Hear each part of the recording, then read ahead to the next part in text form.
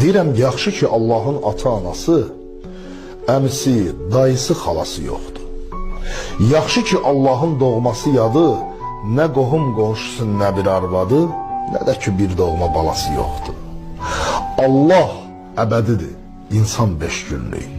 Allahın şəriyi, ortağı yoxdur. Gözləri dünyadan doymayan bəndə, qurban olduğumun yatağı yoxdur. Bu dünya onundur, otağı yoxdur. Deyirəm, yaxşı ki Allahın telefonu yoxdur. Vallah, yoxsa qulağını dəng edərdilər. Hansısa əfəli diriltmək üçün, hansısa alçağı böyütmək üçün gündə milyon yerdən zəng edərdilər. Qurban olduğumu dəng edərdilər.